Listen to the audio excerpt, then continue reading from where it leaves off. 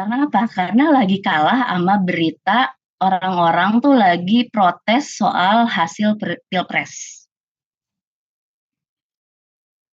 Ini mungkin kalau misalkan pakai teori uses and gratification, mungkin mungkin pun saya nyari medianya yang tidak tidak yang politik banget gitu. Tapi mungkin orang-orang yang mengikuti yang tidak mengikuti politik, apa namanya, tidak melihat pemberitaan ini di media yang mereka mereka pilih. Tapi pada situ saya merasakan bahwa yang kenapa ini demo depan MK ya pada saat itu lebih banyak ditayangkan, disiarkan di stasiun televisi yang saya ikuti gitu dibandingkan berita tentang Semarang. Saya tahu berita banjir di Semarang sampai separah itu justru dari kabar di media sosial. Lalu yang kedua misalkan contohnya lagi adalah, apakah kalian tahu Rizky Juniansyah?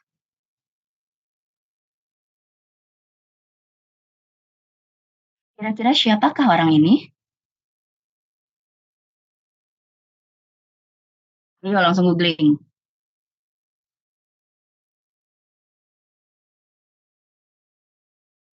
Tahu kan? Ada yang tahu nggak?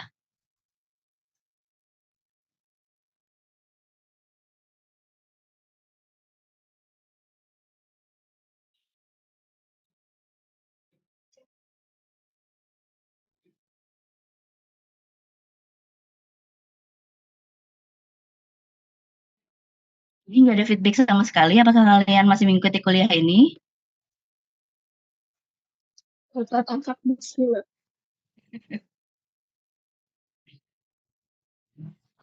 Angkat besi yang gimana, Mbak?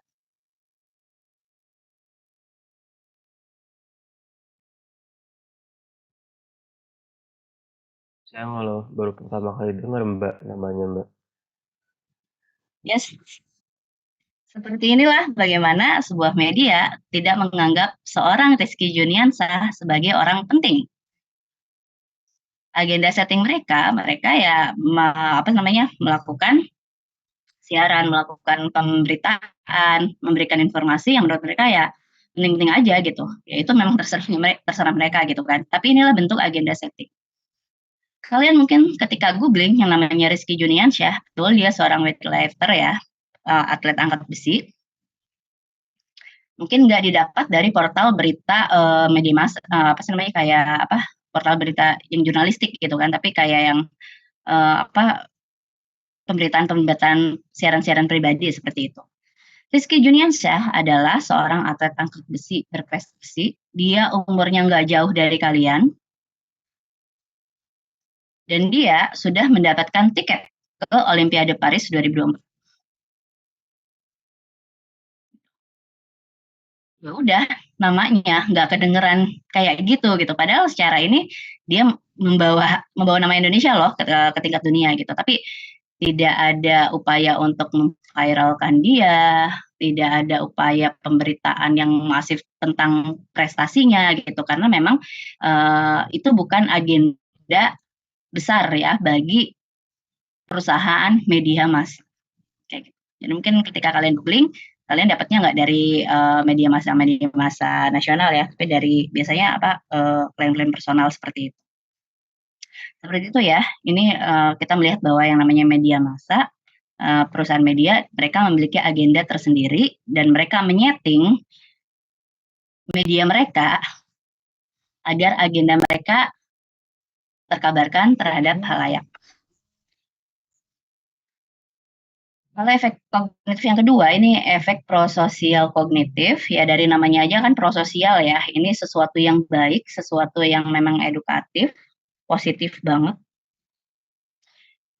dan dan ini berpengaruh positif juga terhadap masyarakat. Ya misalkan tayangan-tayangan edukatif untuk anak-anak kan, gitu, itu sesuatu yang memang edukatif buat mereka, atau ketika nonton berita hiburan ringan, eee, yang membuat kalian tuh dihibur gitu kan, udah nonton berita yang musingin banget, di akhir biasanya ada apa, ada tayangan kuliner, ada tayangan jalan-jalan dan lain sebagainya. Itu efek kognitif juga. Ini memberikan manfaat positif, apa sih namanya, muncul ada ada keterampilan baru yang bisa berkembang dari halayak akibat dari tayangan-tayangan edukatif ini.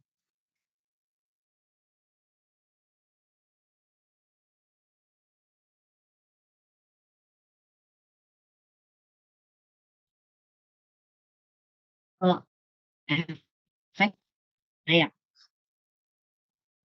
Kalau tadi tuh ibaratnya otaknya gitu yang diisi, kalau sekarang emosinya yang terpengaruh.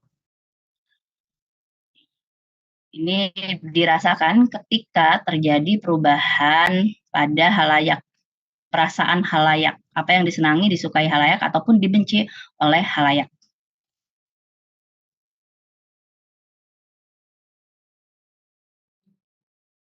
Allah,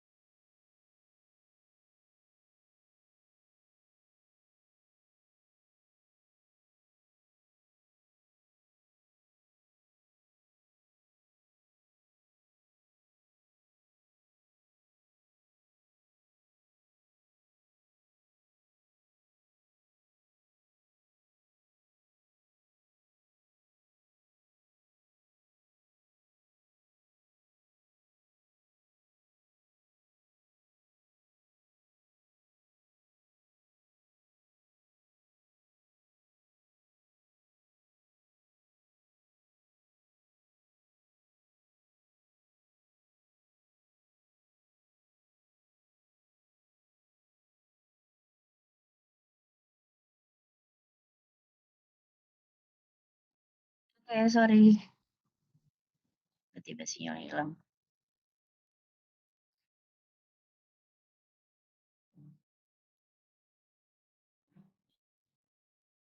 Saya coba share screen lagi ya.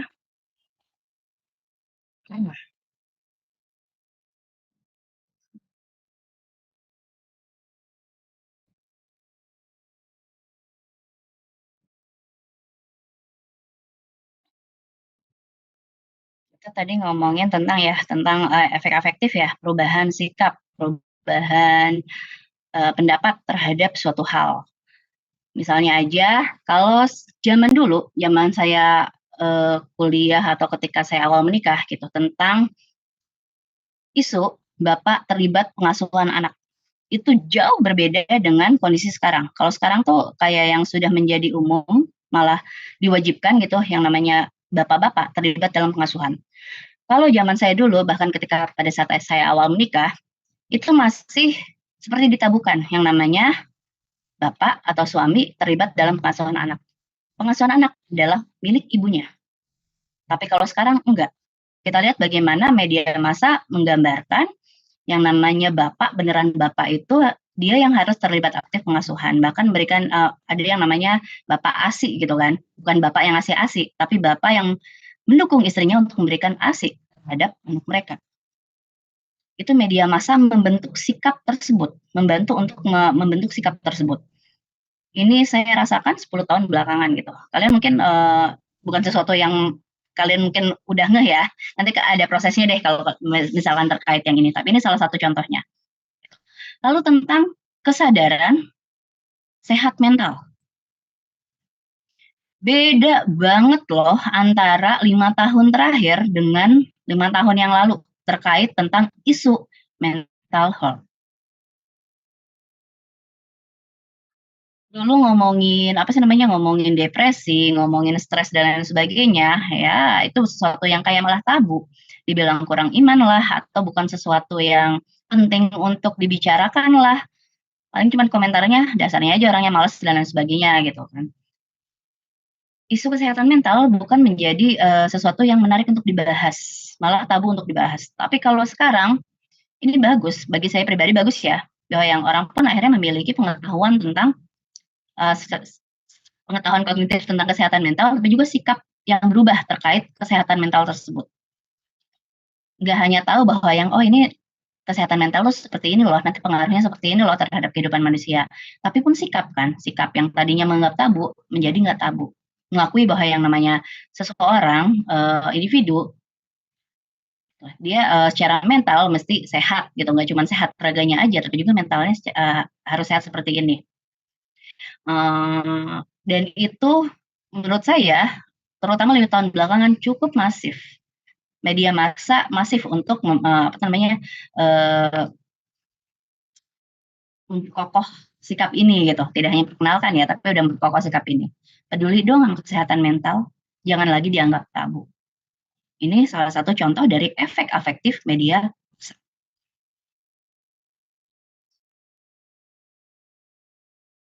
Lalu, efek efektif selanjutnya yaitu tentang rangsangan emosional gitu, bagaimana apa yang ditayangkan di televisi atau diperdengarkan di radio mempengaruhi emosi individu, ketika dia mengartikan isi dari pesan yang dikirimkan tersebut.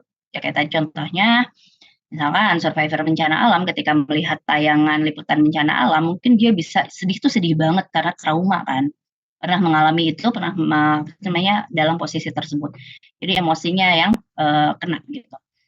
Lalu ketika Bu Ibu nonton sinetron tema pelakor, biasanya langsung panas kan. Mungkin kalian yang belum nikah ketika nonton itu, "Apaan sih?" gitu, "sinetron doang kok kayak gitu banget bla bla bla bla bla." Tapi mungkin sebagai emak-emak yang sudah menikah gitu kan, ketika melihat cowok ada pelakor deketin pelakor dan lain sebagainya, efeknya akan beda, emosinya akan yang ikut tersulut gitu, bahwa yang, "Aduh takut suami gue kenapa-napa juga nih kalau ada kasus seperti itu," gitu. Itu efek afektif, bagaimana emosi, individu halayak media, dia terpengaruh terhadap tayangan atau apa yang dikirimkan oleh media massa. Lalu efek efektif yang selanjutnya yaitu rangsangan seksual. Bagaimana tentang apa ya, tentang konten-konten yang bertema pornografi, seksual eksplisit material ataupun erotika berpengaruh, terhadap seorang individu gitu kan. Ini kalau misalkan dia tidak sampai melakukan hal tersebut, ini baru di tahap efek afektifnya aja. Emosi untuk terangsang dan lain sebagainya itu, baru di tahap efek afektif. Kenapa masuk sini, kenapa nggak masuk ke efek behavioral ya, kalau misalkan tidak sampai ke, dia melakukan hal-hal tersebut.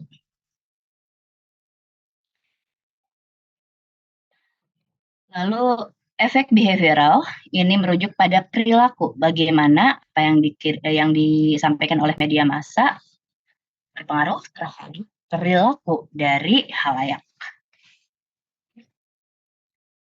Perilaku, tindakan, kebiasaan. Yang pertama efek prososial behavioral itu bagaimana disampaikan oleh media massa mempengaruhi perubahan perilaku dari khalayak. Misalnya aja, kalau sekarang ini saya perhatikan bahasan tentang slow living itu lagi booming. Nggak tahu kalian ngikutin atau enggak gitu kan. Ini masih ada kaitannya dengan, case mental health yang tadi ya, tapi bagaimana tentang slow living gitu. Slow living itu ketika kalau dulu generasi kami dituntut untuk berjalan begitu cepat, untuk apa sih namanya, mengikuti ritme hidup yang lumayan banget gitu kan. Kuliah, kerja, nikah, berkeluarga, terus kerja dan lain sebagainya, gitu aja. Ritmenya begitu cepat gitu. Tapi kemudian muncul isu ini, bahwa yang, ayo nih, manusia butuh slow living, di mana ketika menjalani hidup harus lebih tenang agar kita bisa melihat clear, apa, kehidupan di sekitar kita gitu, nggak cuman cepet pagi kerja, ketemu keluarga cuman malam, besok paginya kerja lagi, weekend dipakai untuk nongkrong dan bersosialisasi dengan, orang lain gitu. Kayak gitu terus ritmenya, tapi ayo mulai apa, hidup dengan tenang biar bisa melihat lebih jelas sekeliling kita tuh kayak enggak, cuman ini banyak banget dibahas. Itu bahkan di Kompas itu sampai berlembar-lembar gitu membahas tentang slow living ini. Jadi itu yang, berusaha untuk mempengaruhi, perubahan perilaku dari halayaknya. Jadi ini udah ini ya, udah apa, udah ngomongin mengubah seseorang efek dari media massanya. Lalu yang kedua agresivitas, ini yang gampang banget terlihat. Dan ini terlihat lagi dari ketika kita ya ketika objek observasi kita adalah anak-anak. mereka lebih mudah meniru itu kan udah kepengaruh kan berarti behavior mereka gitu. Meniru kalau mereka disuguhi tayangan pada gede, kita mungkin nggak kerasa, tapi mungkin kita terpengaruh juga. Dan nggak cuman perilakunya doang, tapi ketidaksensitifan kita terhadap kekerasan, kayak gitu. Kayak waktu itu, apa ya, saya pernah cerita belum sih kalian gitu. Angkatan saya itu angkatan yang disuguhi tontonan Scream ketika kami SMP SMA gitu loh. Kalian tahu film Scream kan? Scream ya, Mbak? Belum Scream. Film Scream 1, 2, 3, 4. Itu Scream itu tentang film misteri, pembunuhan, dan si tokoh utamanya berusaha untuk mengungkap siapa pembunuh tersebut. Jadi pembunuhnya bertopeng. Kalian googling deh film Scream, topeng Scream itu ini banget ya, apa sih terkenal banget gitu. Cuman yang waktu itu ditampilkan adalah adegan berdarah-darahnya.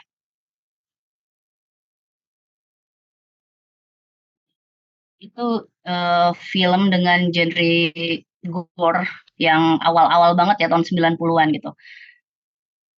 Akhirnya apa? Setelah itu banyak film-film serupa bermunculan. Dan sekarang kayak yang ketika nonton film gore lagi, mungkin kalian belum kerasa ya, tapi ketika angkatan saya, generasi saya ketika tahun 90-an sudah disuguhi film-film begituan gitu, yang tema-tema kekerasan seperti itu, makin sekarang ngelihat film gore itu kayak yang biasa aja. Ini yang disebut desensitisasi. Makin nggak sensitif terhadap kekerasan.